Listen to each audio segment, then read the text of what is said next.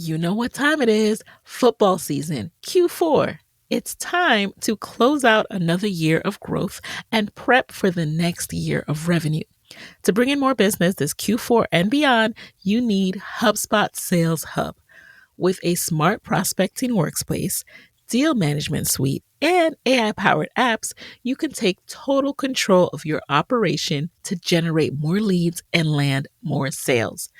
And when you pair Sales Hub with other hubs and HubSpot's Smart CRM, your team will be on the same page across the entire customer journey.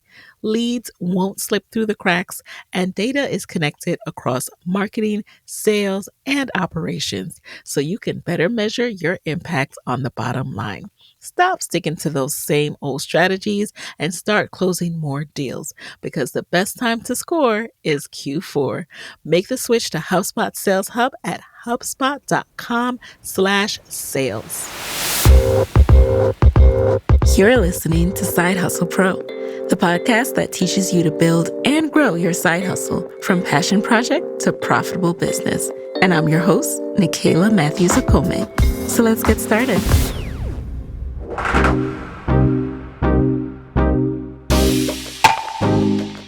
Hey friends. Today I am back with an update episode with Jamila Souffrant.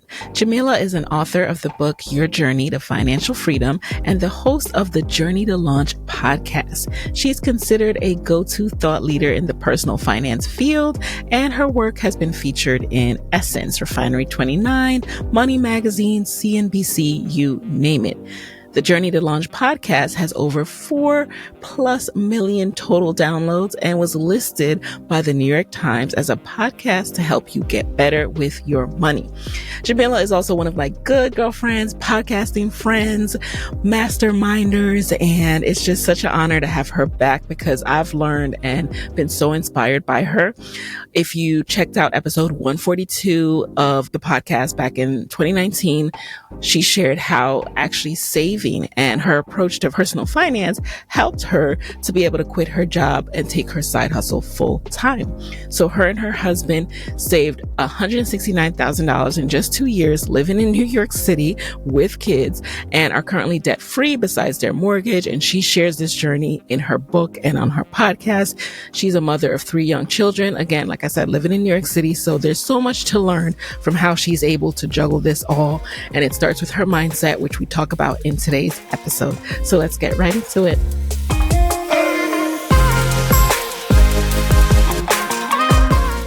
So welcome to the guest chair again, Jamila. Thank you for being here. Thank you for having me, Nicaila. Of course, I had to have you back.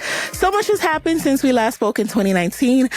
When we spoke in 2019, you were a full-time entrepreneur, but you were still getting your sea legs, so to speak, figuring out which revenue path you wanted to stick with, still testing things out. So walk us through what's happened since 2019. How were you able to kind of find your way as an entrepreneur? Yes. Well, Nicaila, as you know from being an entrepreneur, yes, it's not easy. I don't think, especially if you are someone who, like myself, is I find myself to be very self-aware, but self-conscious. So that also plays kind of a double-edged sword I think it helps me to really dive deep into what I actually want. But then, I want to make sure I'm making money and running my business and putting work out into the world that feels true to me. Mm-hmm. And especially because the content I talk about is all about financial freedom. And I left my corporate job to pursue my goals, which entrepreneurship necessarily wasn't a part of that plan in the beginning. So all that to say that when 2019, when we first spoke, I think I was still like maybe a year out from quitting my job and doing this full time. And since then we have the pandemic, and things have changed, but it also helped to reassure me that it's okay that I don't have it all figured out, because I've been able to make it work really well, even still with me figuring out. And I honestly think that's the whole point of entrepreneurship and life is it's an experiment. And to me, if you say you have it all figured out and nothing changes, I don't actually believe you. So. Right. I don't believe a lot of people on the internet, but that's another conversation. So one of the things about you is you're always encouraging to me. You know, when I listen to your episodes, feel inspired and encouraged because you share that path of, okay, there was a point, I don't know if you still do that, but you were doing like income reports, right?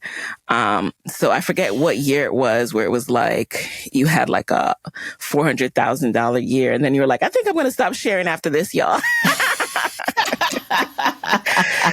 Yeah. So what happened during that year? You know, it seemed like you really got into your groove. I did. So I remember when I first shared how much I made on an annual basis, I think it was under 50,000. And then the following year was 2 something. And then the year after that, it was almost 500,000, right? I always like saying 500,000 because that sounds better than 400,000, but almost 500,000. And Right. I think since then, like the change in that was I focused and leaned more into my content and making sure that was good, which then brought on more opportunities. So I've tried everything. I don't know if I mentioned this on the previous episode, but I feel like I've tried almost every avenue for revenue in terms of I've had, digital products where I sold it for not a lot of money, maybe like $25. I've had courses, like mid-level courses. I've had high-ticketed coaching programs that I've tried. I've had a membership that I had and also ended up shutting down. But I will most likely be having another one soon. You'd be the first one to know, Nikayla. But I've tried all those things because I wanted to really see what felt good.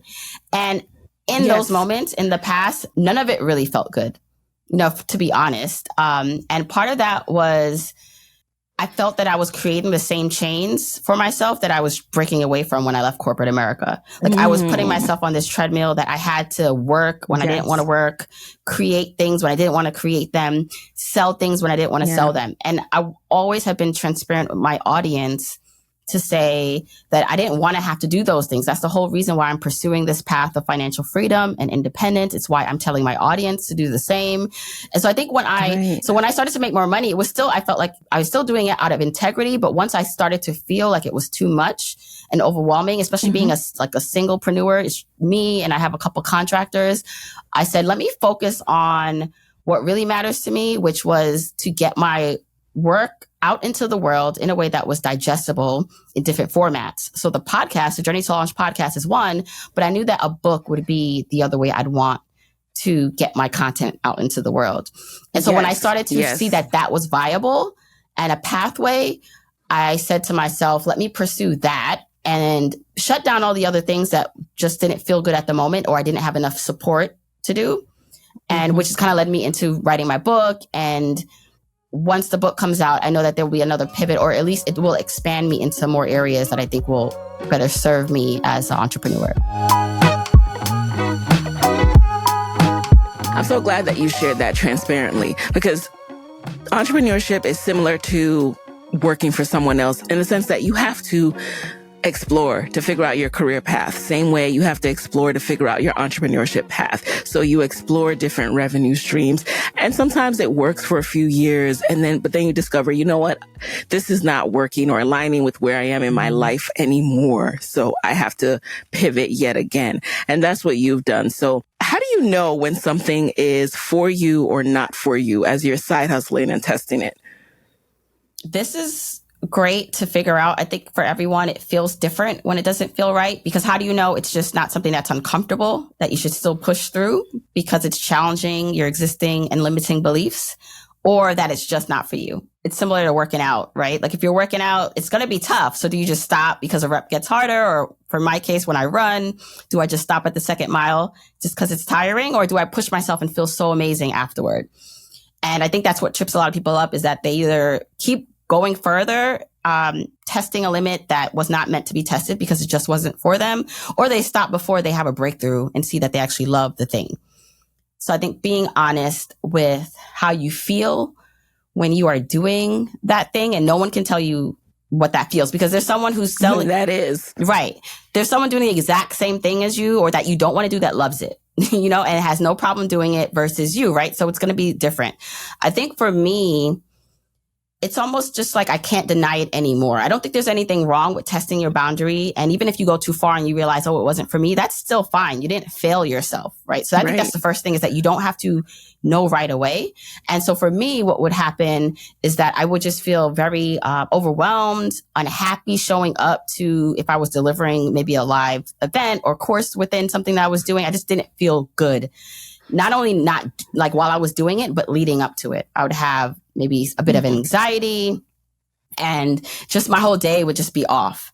So that's when I realized that this is not the best way that I can show up in my business or the world, right? And what's even more important, this is why to me, foundationally, financial freedom is so important, because I'm able to make those changes and pivots and pull back when I don't want to do things, because I have financial freedom and stability. So, I can shut things down if I don't want to do it, or not come out with a course because I just don't feel like it, because I have some savings, business savings, I have personal savings.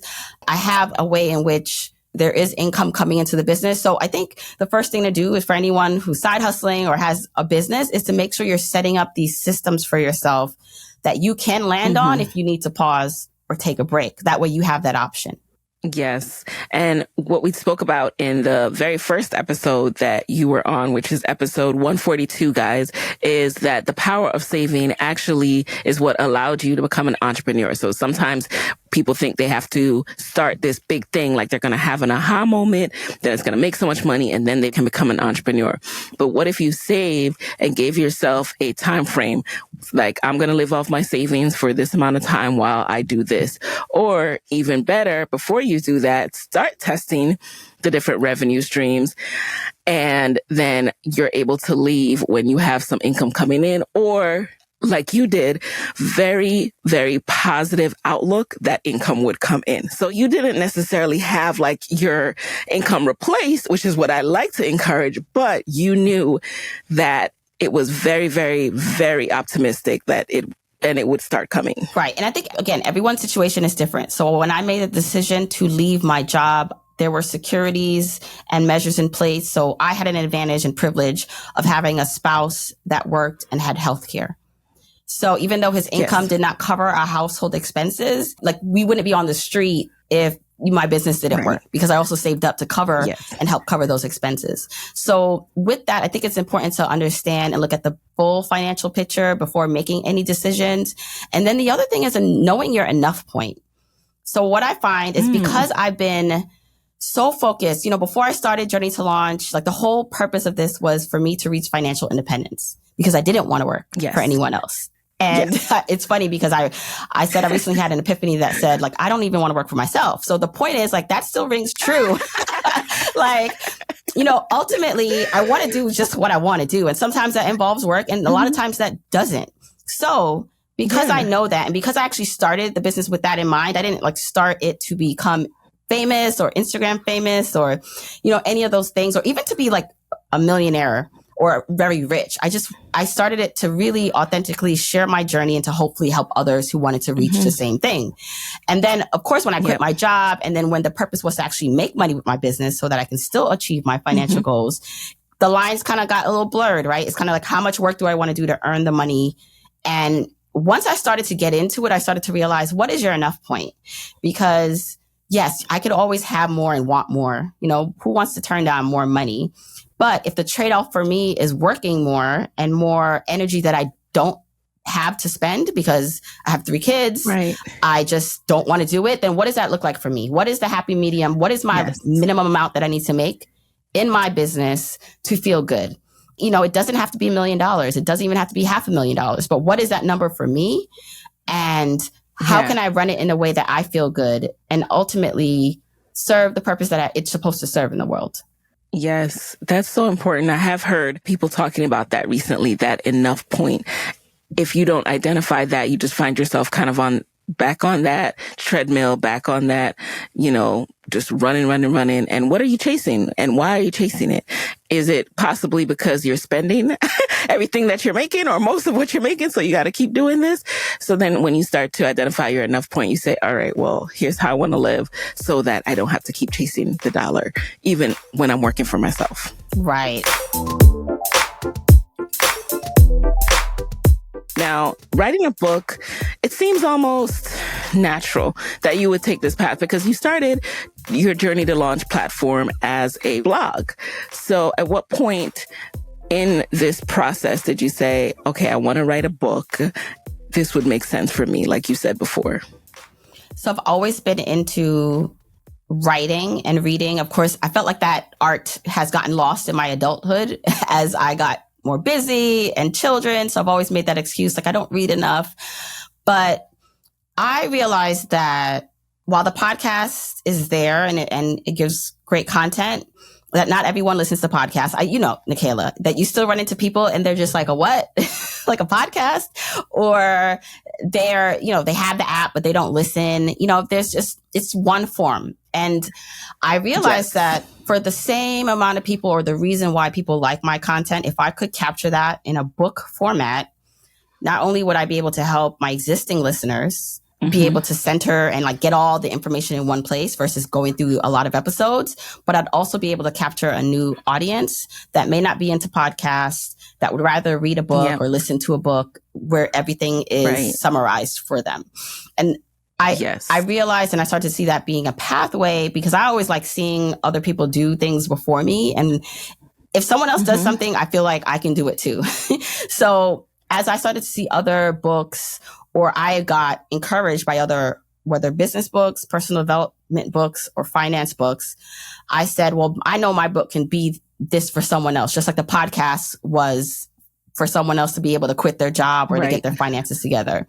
And so once I realized that was, what I wanted to do, it was just a matter of finding the right steps or making the right steps to get me to that best path possible, which is how I like to work. I like to look at what the end goal is and then work backwards on all the steps I need to take to get there and put myself in that position to do it. So what are the steps that you need to take to get there? How do you go from thinking, I want to write a book, to actually getting publisher, agent, picked up, all that stuff? First, it's to decide if you want to be traditionally published or self-published. So traditionally published, that's being published by Big Four, I think now. The publishing houses have combined, but there's so many sub-publishers and imprints under those publishers. I forgot how many, but I think there are like hundreds of imprints under like the top 4 or 5 big publishers. But that's one way. So that's traditionally published. That is where there is like, a Penguin Random House or HarperCollins, that brand behind your book, and they can help with distribution. I think that's the main benefit. And they pay you up front depending on your idea. So you get an advance. They give you money in order to write the book, and you have to earn out your advance, meaning you have to sell as much books to pay back that money that they just gave you. And then you start making a profit. Versus you can self-publish, which you do it all on your own, writing, marketing. You won't get the same distribution or a shot at some of the lists that we see that people like to get on, because typically that's reserved for traditional publishing. But you get to have full control, and you get all the money. So whatever you spend what you want, you make the decisions, and you go there. I know for me, I wanted to go the traditional route. I knew it would provide more legitimacy, and I wanted that money up front. So once I knew that, it was, okay, what do authors that have gotten great book deals and have had successful books, what have they done? They got an agent. Their book was able to go to bid, which means multiple publishers wanted to bid on it, which ran up the price for how much you got for an advance. They had a platform first, right? That's why the publishers wanted to work with them. So there were all these things where I selected, or I saw what other people were doing. And then I would look at who did they use for their resources? Who was their book agent? Or if they didn't have a book agent, did they work with someone to get a book proposal done? And so knowing all those things, that I need a proposal to get the agent, and then the agent will introduce me to the publishers. I work backwards to figure out, all right, so now I know I need to have the best book proposal in order to get the best agent, and then in order to get the best publisher and the deal, right? And so it started like I worked backwards, deconstructing what that looked like, and knew that my starting point was having the best book proposal. And I didn't want to write that myself. So I hired someone to help me do that, who had a proven track record in doing great proposals. And that's the route I went. And it also helped me to get the best deal as a first-time author too.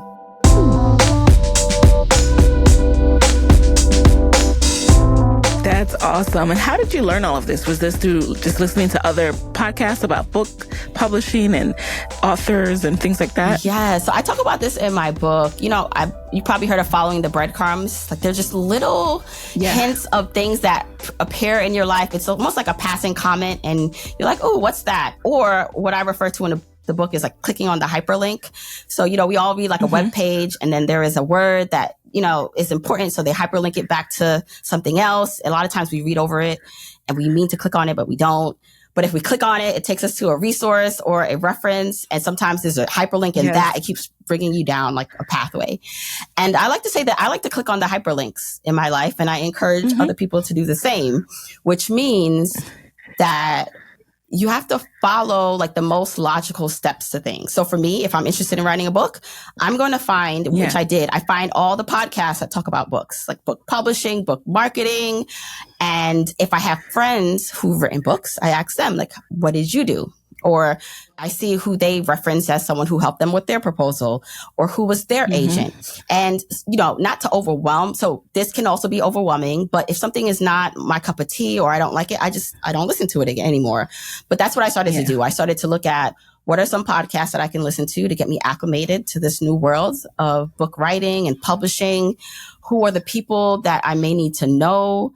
Who can I ask to get their advice or their experience on how this works? And of course, everyone's going to have their own, what they think you should do or what worked for them. And I think the art of clicking on the hyperlinks is to take what you need and leave what you don't. And so someone can say, well, I would never pay someone to write a proposal. Like, I'd rather keep that money. And that's fine. But like someone for me, when my situation is, I don't want to spend hours or days or months doing this by myself, I'd rather pay that money if I think I can make that money back because of an increased advance that I can get. And so it's really about interviewing, deconstructing the steps and immersing yourself in that world to see what is the best route for you. And then you chart your own path. Yes. What I love about what you're saying is it's essentially making it manageable. Whenever you start something new, it can be overwhelming, but if you find a way to make it manageable, if you say, all right, let me work backwards. What are the steps I need? I want to start a podcast. All right, let me start consuming podcasts, consuming, courses or just even like short classes about starting a podcast, what I should know. Okay, let me look into the equipment and just go backwards from there. You get to your goal, but getting past that natural instinct to not do it because you're overwhelmed is huge. That's where the mental piece comes in. Business Made Simple, hosted by Donald Miller, is brought to you by the HubSpot Podcast Network, the audio destination for business professionals. Business Made Simple takes the mystery out of growing your business. I recently checked out the episode called Your Website Probably Stinks. Here's how to fix it. And it is a must listen for all of us because if you have a website, you need to know how to have the clearest messaging possible that shows how you solve your customers' problem. Listen to Business Made Simple wherever you get your podcasts.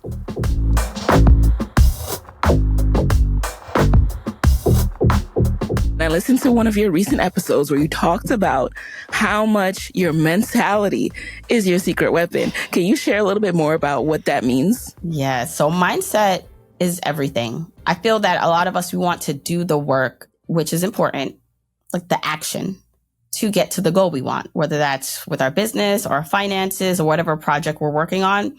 But ultimately, what sustains our action is our mindset. It's our habits. It's all the intangible factors that are not always quantifiable. And, you can look at two people who came from different backgrounds, privilege or whatever aside, but there's like, why does one person keep moving forward against obstacles and the other person like stop?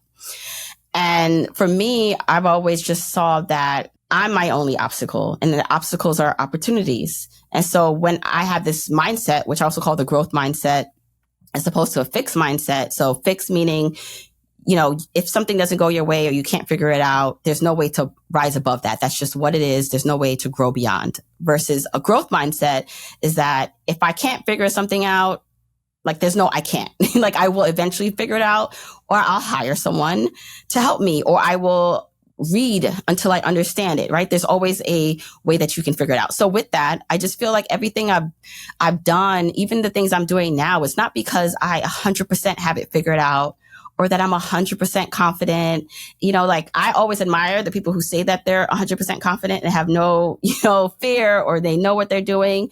And I'm just like, that's just not me. But I feel like even though I feel those ways or that way, I don't let it stop me. Maybe it takes me longer to fulfill or do something because I'm thinking about it too much, but I'm going to do it. And even if I fail at it, even if it doesn't go the way I want it to go. And so that has been my, I feel, secret weapon to what you see now, me being in the world and expressing myself and putting my work there. And then, I just think that so many more people can be living the lives they want if they just got past those blocks, or at least figured out what those blocks are and started to come to terms with it and work on it. Oh, yes. And the concepts that Jamila is talking about is actually discussed at length in the book Mindset by Carol S. Dweck. So we'll link to that. I want you guys to know that when we mention mindset, sometimes people think it's all woo-woo, woo-woo. We're not talking about woo-woo stuff. We're literally talking about what you say to yourself. And everyone has a personal inner conversation with themselves. And you might not even realize that it was a growth versus fixed mindset category that you were putting things into. So it's really important to call this out so you can move forward. Yeah. And, I get that whole how it can come off that way. And also, it can also be I don't want to say victim blaming, but also it puts the onus on the person. You can't tell someone who's in poverty or poor, just think your way out of it. Right. That's right. No. But there is something to be said that every person, now I don't know everybody. Let me speak to my mom because I can speak to her situation as someone who grew up poor and did not have much. And her mindset was that she was just going to figure it out. Came to this country when she was 20, I believe. She just had me, left me behind in Jamaica, and she had to figure it out. And it's not that she had to be almost a bit delusional. I mean, I think every person who's done something that they haven't done before, or someone around them has not done before, there's a bit of delusion in it because someone else around you is going to tell you there's no way you can do that. There's no way you can get your education. Yep. Who do you know in this country? In 20 years, you're going to have what? They can't see that. And so, yes, it does seem a little bit like this does not make sense. This seems delusional in a way, but I do feel like there's some sort of inexplainable, whether you call it delusion or internal motivation that has to happen, where whether you call it luck, privilege, you create your own privilege, you create your own luck, that you have to have a mindset like that. Because if we all just looked around and just looked at how bad things were, why would any of us try anything? Why would any of us try? Why would we would just give up it's over now. It's over now. And speaking of that, this is a little bit of a tangent, but I just have to share this story. So I've been sharing a little bit more about, my pregnancy over on Instagram. I shared, this episode's coming out later, y'all, but back in August, I shared when I went to the Renaissance tour, the Beyonce concert, and had fun in this reel. And, it was great. Lots of great energy and support behind that post. But then there was just one comment that's have fun now, because when that baby comes, and I just delete comments like that, because I'm just like, girl, what are you talking about? First of all, I already have a baby. So it's not my first baby. Second of all, I'm not saying that two is the same as one. However, what is the point of that comment, y'all? What be the point of these comments that try to discourage people? What is the point? Listen, I'm supposed to stop having fun now? I'm supposed to stop doing work now? No, that's what they want. I have two kids. We'll figure it out. And most people don't. That's what they want, though. But most people also don't mean any harm, by the things they're doing. They think they're helping. Weirdly, they think they're helping. Right. So I try to have that mindset when I'm dealing with people where I'm just what? Yeah. Because there are going to be so many people who couldn't do what you do or have experienced and done what you did and did not have a great experience with it, who will try to, they just want to protect you. I remember I interviewed someone and he had a book also, and we're talking about something and he said something oh no, how many books don't sell? You'll never kind of sell as many books as you need to kind of earn your advance back. Wow. But again, I don't think he was being like, I'm going to tell her this because I want to crush her dreams. You could tell he was a very logical person. And in his pathway, like he ticked and tied every number, everything was. And I thought to myself, if I would have came to him 2 years ago with my plan to get a traditionally published deal at a very good advance, he would have told me that was impossible too. Right? Like I'm not like, I know that for you, it may seem impossible, and maybe it is, but I've done things that people have not thought I could do, and I'm here. And so I just think you have to have that. Right. You have to think back on the things you've done that you succeeded at. I also talk about placing yourself in situations where you're becoming a learner again. You know, when you think about when something has just been new to you and now it's like nothing, that you figured it out. Even if you go back to your birth, like the chances of you being here are also very slim if you're listening to this podcast, right? Yes. So whatever evidence you need that's going to give you a confidence or to get you over that hump, use that, because there are so many people who unfortunately are jaded, who mean well, but just don't mean naysayers. Well. Right. Like you just got to push through it. Right. And the point of that book, Mindset, you know, bring it back to the whole growth versus fixed mindset, is it helps you to not be your own naysayer. So being able to succeed as a side hustler, turn entrepreneur, it all comes down to not being your own naysayer, because none of it is going to make sense in the beginning. The chances of you succeeding are very low. Like, let's put it out there. It is hard. It does require this stick-to-itness and this, like you said, like, no, I'm going to figure it out kind of a thing. So go tap into that and also tap into Jamila's book. So now let's transition back to the book itself, because I want to know exactly what is the book about? Like your journey to financial freedom.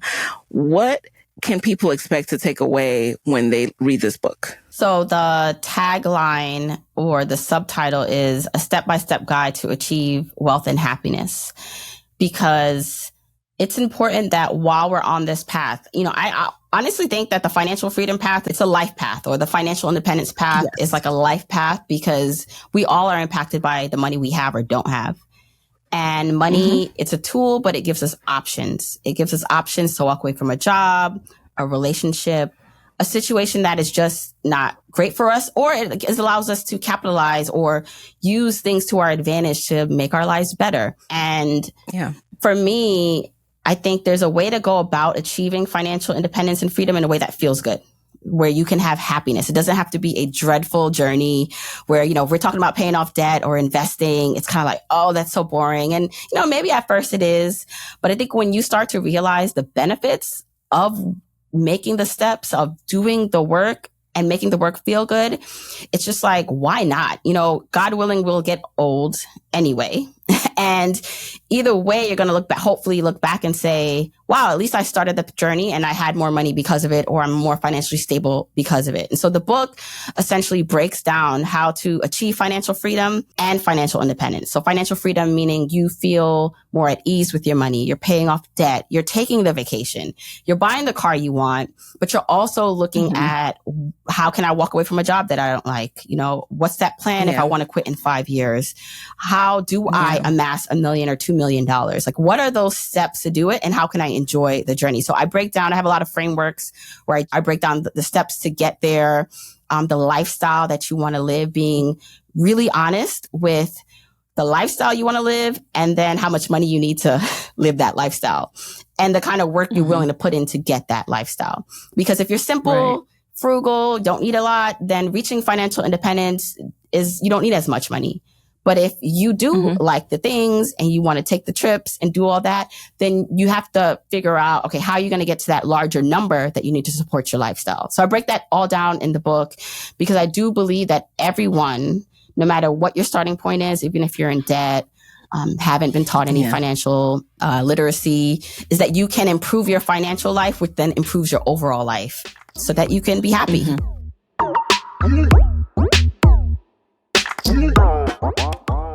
I what I love about your content, and, you can test out Jamila's content over at Journey to Launch podcast, but then the book is also coming out on December 5th. So Jamila, you are so relatable, and you don't try to be this person who's like, never drink Starbucks, never go on vacation, which just turns me off personally. I'm like, get out of here. Not that I'm a Starbucks person, but I'm gonna take the vacation. All of us have to identify what's that thing. For me, that it's the trip. Like, I need a beach. I need a pool in my life at some point during each year, right? So you help people to identify how to live the lifestyle they want, not to excess, but to a level where they understand which sacrifices they need to make to do that, but not to live in misery either. Listen, when I first started my journey, so the difference between what most people hear about, like the general population, when they hear about personal finance, are the basic stuff, which are very important, right? Budgeting and having a good credit score and paying down debt and putting maybe, I don't know what the average percentage people tell you now for your retirement. It's like, and I say like, that's the average stuff. And if you do that, you'll live an average life, which can still be really great. Like, there's nothing wrong with doing the average stuff with your personal finances. And then there is financial independence and the FIRE movement, which stands for Financial Independence, Retire Early.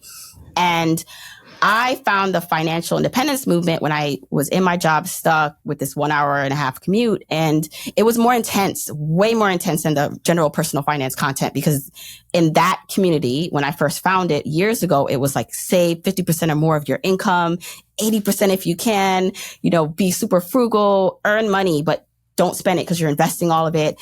And it appealed to me because I was so despondent with my current situation that I wanted to get out of it. So I started on that path first, where I said, you know what, we're going to invest and save as much as possible. Luxuries and vacations be damned. Like, we're going to just go all out. And as I started the path, I realized, you know what, this is not sustainable. Like, I want to enjoy my life, especially because, it's not just me. I have a husband, 3 kids. We live in New York City. And so I just realized, this has to be a more balanced approach, where it's not just about the money. Like, it's a balance between the money and the lifestyle. So I just know that there are seasons in people's lives where you may have to be frugal in certain areas. But if you do that thing, it allows you to live that luxury life, whatever that means for you, longer and more in the future. And so just because you're, watching every dollar for a year because you're trying to get out of debt doesn't mean you have to watch it for the rest of your life. Or just because, you need to maybe invest 50% or 30 or 20, whatever percentage of your income now means you have to do it forever. It's just these things you do in the meantime to get you where you want to be long term. And that's what I like talking about, is that you can change your mind. You can try different techniques, and you can enjoy the experiment of it all, and still be financially sound and happy with your life. And can you talk a little bit about how you balance the personal finance journey? How do you balance that with trying to start a business on the side and needing to invest in that business? So one of the things that can happen when you're very money focused and numbers focused is that because you look at the money in just numbers, is that you want to see a return, on everything. You analyze, you tick and tie things, or you're very frugal, not only with your personal finance, but then when it comes to your business, which makes sense when you're just starting. There's no reason to, get the most expensive website and systems, right? You don't have to do that right away. So what I've found that was a blockage for me and some of my, friends in the space is that they don't want to spend money to help their business. And I'm not talking about elaborate non-necessities, but, getting an assistant maybe for a few hours a week to help offload something so they can focus on something else, things like that. And so when it comes to pursuing financial independence, but then also starting your business, I think it's important to look at the whole overall structure of your life and your goals. So are you working a full-time job? So this was me working a full-time job that made great money, but it wasn't something I wanted to do with my time full-time. I'd rather work in my own business and still pursue financial independence, even if that meant I made less money. So because I knew that was the new path that I was going to take once I figured out that's what I wanted to do, I adjusted my financial independence plan. Whereas when I was working full-time, my goal was I'm going to invest and save so much money that over the next 7 years, that I will have reached financial independence. By the time I got to year 2, I was like, I can't do that. Like, I'm not going to sacrifice 5 years of my life working in this job, commuting to reach financial independence by 40, which is how old I am now. Yes. Like, I'd rather it take me longer and I reach it at 55, if that's the case, but that I'm enjoying my day-to-day life and I'm not stuck in a commute or a job I don't like. So I think it's just important to figure out like what your overall goals are, what you're willing to tolerate, what your obligations are in life. If, you have children or a partner, right? Like coming to terms on that. But then think about whether it's your full-time job as an investor in your business, right? So if you're wanting to start a side hustle or eventually make it your full-time thing, how can you plan for that and use the money that you're making to do that? And then if you are currently an entrepreneur, which I'm pretty sure, if you listen to this podcast, you are, or at least side hustling, how are you creating wealth for yourself? Because what happens a lot for entrepreneurs is that, you're making money, but you're not transforming it into real wealth. Yes. You're getting income into the business, but where does that go? How are you setting yourself up so that you don't have to be on the hamster wheel of selling whatever product you don't want to sell or showing up online and doing, a dance that you don't want to do on a reel, right? So you have to be smart. You have to be really smart. And this is where it merges in that the income you're bringing into your house, whether it's from a 9-to-5 or side hustle or entrepreneurship, how is it moving you through getting out of debt, investing, building a nest egg for yourself so that you don't have to do that forever? Right. So 2 big takeaways from this conversation before we jump into the lightning round. Number 1, it's when you're side hustling and also trying to take care of your personal finance journey, trying to set yourself up for wealth in the future, it's to be really strategic about what you spend money on. Sometimes you have to fight the temptation to have this most fabulous website or this most fabulous wardrobe or how you think you need to show up because you're looking at people on Instagram who are probably broke, if we're being honest, or scamming, or what else? There's so many nuanced things that you don't know what's going on behind the screen. So be mindful of not comparing to that and spending for that because you think that's how you have to show up. Because honestly, it's not. It's not. People are attracted to authenticity, legitimacy. So if I believe and I trust what you're teaching me, I don't care what you're wearing. I do not care what your website looks like. All right. The second piece is, as we get money as side hustlers, we have to invest it back into the business. We have to figure out what we're doing with that cash. Sometimes we want to hold on to it as cash because we want to be liquid, right? If an emergency happens, we don't want to, have to cash out investments, pay the government tax, all this other stuff. However, be mindful of putting just a little bit at least aside into these investment accounts, which, is something that I'm shifting even more of my income and attention to in this season of my life. But I wish I'd done more in the beginning because you're setting yourself up not just to have like this pile of money, right? When 401ks were first presented to me, it seemed like, okay, we're saving for retirement and we're going to live off this money. But no, you can actually be living off the interest. All right. So the money itself is never dwindling down. If you set yourself up and learn from Jamila's book, you could actually put yourself in a position where you live off interest. So your money pot is not just going away. It's not a savings account. It's a wealth investment account. Yeah. Nikayla, can I add something there? Because go ahead and add. So I thought the same thing when I was presented with my 401k when I was 22 and I just graduated and they were like, here you could put this percentage in. And I'm like, for when? When do I get that? At 60? I'm like, no, I want my money now. And it makes sense. Like it is hard, so there's different types of wealth. And the wealth that I am talking about when it comes to investing in your traditional retirement accounts and investment accounts, it's silent wealth. It's invisible wealth. And the wealth that we often see and that we like, the cars, the house, like all this stuff, you can see it. It signals to other people that you're important and that, maybe you know what you're talking about and you are of value. And so I know, and there's a lot of insidious and just deep-rooted things on why, especially people of color and Black people, tend to spend more on the physical attributes of wealth, especially when you have not been valued or don't feel valued in the country. You want to show people, hey, I'm supposed to be here too. So I get the deep rooted reasons to why our community sometimes spends more in those areas. And what I want to talk more about and show more is that there is a silent stealth wealth that allows you so much more. And it still allows you to still flex if you want to, still allows you to have the nice car if you want to. But I really want even my life to be a testament of, someone could see me and we don't have the nicest car now. We may upgrade our cars soon, but, we have regular cars and, we, I think, live for the most part modest lives. But the fact that I can go to the beach 3 times this week and say, I'm not doing that today, something I had scheduled, that's wealth. That's a type of wealth to me. And that's why sometimes I share that on, my socials, is because I want people to see that it's more about the flexibility of your life. And so back to the 401k. Yes, that is a long-term investment. Yeah. You're not supposed to touch that. It's not like you invest in it today and you go take it out in a week. You want it to grow. But I'll tell you how it benefits you today is that if you set yourself up to where you have enough money, so you're investing consistently and you reach something called Coast FI.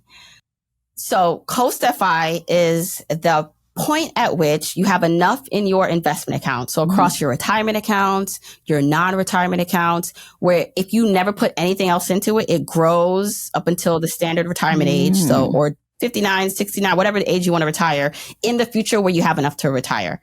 So literally, let's just say you amass $300,000 or $200,000 in all your retirement accounts and investment accounts by the certain age, right? And you don't put anything else into it, but it will still grow because of compound interest in the next 20, 30 years. What does that allow for you to do then with your income? If you wanted to, it allows now your income to cover your lifestyle.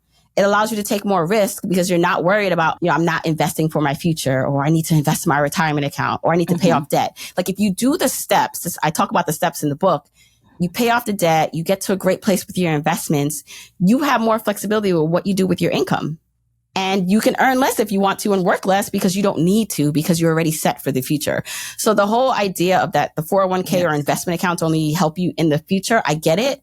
But I'm trying to let people know, it actually is a benefit to you today once you get started, because you have that nest egg and you can take more risk with your income and with your money now.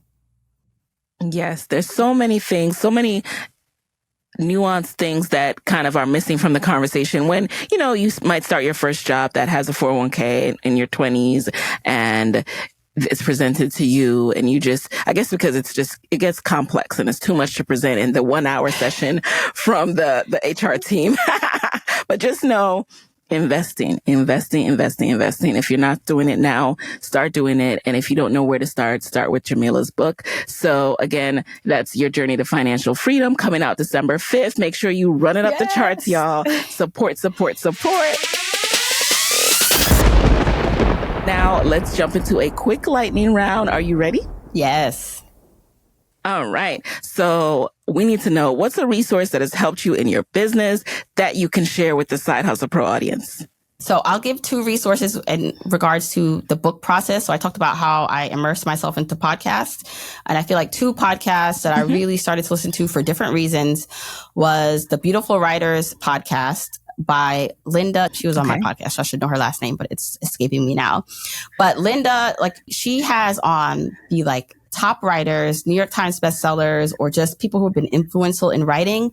And they talk mostly about the writing process and what that feels like and what it looks like, and a little bit of marketing. But I think I really listened and loved it because of just, what makes a perennial seller? What makes great content? How does this person who seemed bigger than life, create a book that changes lives? So I love her podcast, Beautiful Writers. And then the one for more technical, understanding how the publishing world works was the Self-Publishing School podcast. And they will have on people who are self-publishers and then people who go traditionally, but it runs the gamut of everything from marketing to writing. And I'll tell you again, I'll listen. I when I was in my moment and trying to learn, I was listening to those podcasts nonstop. Ooh, those are really good resources. Thank you.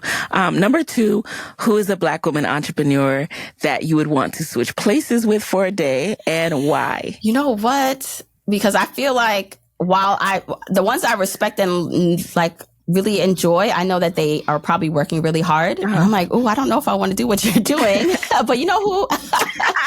Issa Rae. I feel like I really admire, of course, Oprah would be like the just top one. But I think honestly, when it comes to someone like who's more in my age range and someone I'd want to like meet and learn from is Issa Rae, just because she recently had a reel where she was doing the Barbie run or promo. And I don't know if you saw it, and she was like back in her office, right? Or back on her desk. Yeah. And she was like the ghetto, like you thought you had it, huh? It showed her doing promo of the Barbie tour and how fabulous she looked. And then it kind of showed her real life. She's on her computer working. Yeah.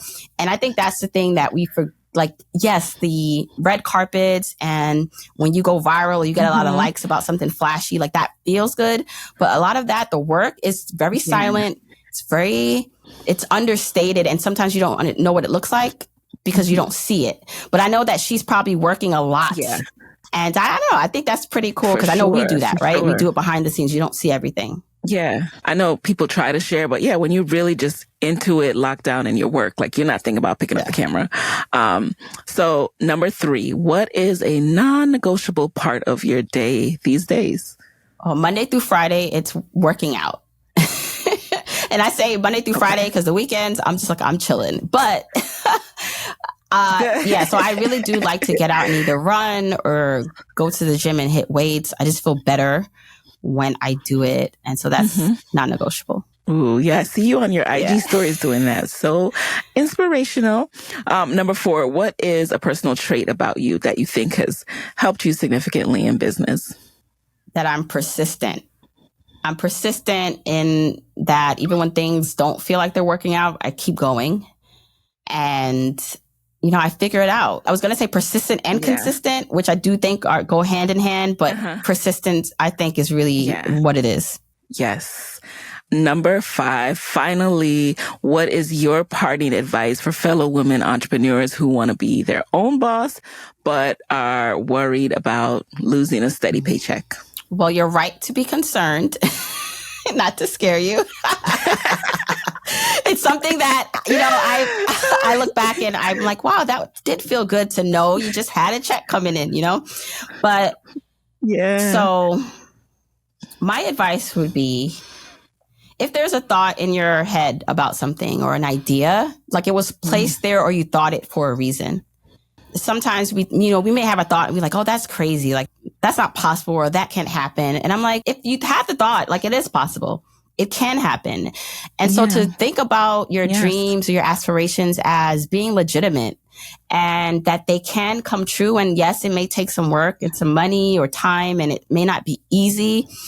But I just know from experience, I wouldn't have the life that I have today if not for going after it and following like the dreams in my head, clicking on those hyperlinks.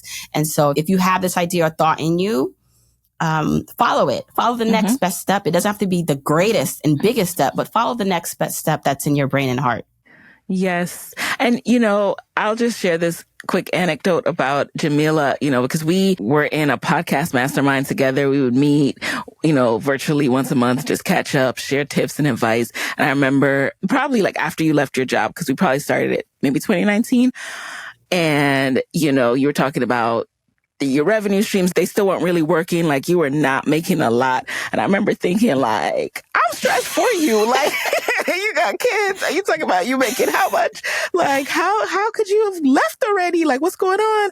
But you just remained so level-headed and so calm and so focused on the goal that you were going to get to. Like, it's like you knew you were going to get to a better place. And I believe because of that, I knew, but I also knew that, you made sure you had that savings and that runway to pay the bills because you were, it's a 2-parent household. You're still both contributing to the bills, but just the fact that you didn't let those early days or months of not making your old income dissuade you from continuing. And if I could just add on that, even when I think forward, if I think too much about where I'm going in the future, I'm like, ooh, that seems interesting too, because, I don't, again, have it all mapped and figured out. But what brings me back to feeling okay is that I think what's the worst that can happen? I mean, things can get really bad, right? If like I don't earn any money, but not really, because again, I set myself up doing those financial steps that it can't, like, there's fallbacks. There are ways in which like we will be okay. And even on the points where I didn't know if I would be okay, I've always been okay. History has shown itself that things are working out for me. And so I follow that, you know, and so again, I just want people to know or understand that it's just, things are working out for you too, even when it doesn't feel like that, but especially when you have the systems in place to catch you when you fall, like that makes you feel even more confident. So get those systems in place. Yes, get those systems because they will help to alleviate some of the fear and the stress and the anxiety that comes with this path when you know, like, hey, I have a backup nest egg that's growing. Hey, this, 100 or 50 that I'm putting in is going to turn into this by this date. It's so much more reassuring. So thank you. Thank you for showing us that pathway, that it exists, and for being on the show. Where can people connect with you after this episode? So first, if you want to pick up my book, it's out December 5th. You can go to yourjourneytofinancialfreedom.com. I'm on social media at Journey to Launch everywhere. So Instagram, Twitter, and Facebook. I'm mostly on Instagram. And then depending on when this episode drops, I am definitely doing some great pre-orders, bonuses. So whether it's a pre-order or just when you buy the book, if you want to get something special for just buying the book, go to yourjourneytofinancialfreedom.com. All right. There you have it, you guys. Buy a copy and also gift it to someone you love. I will talk to you next week. Hey guys, thanks for listening to Side Hustle Pro. If you like the show, be sure to subscribe, rate, and review on Apple Podcasts. It helps other side hustlers just like you to find the show. And if you want to hear more from me, you can follow me on Instagram at Side Hustle Pro. Plus, sign up for my 6-bullet Saturday newsletter at sidehustlepro.co/newsletter. When you sign up, you will receive weekly nuggets from me, including what I'm up to, personal lessons, and my business tip of the week. Again, that's sidehustlepro.co/newsletter to sign up. Talk to you soon.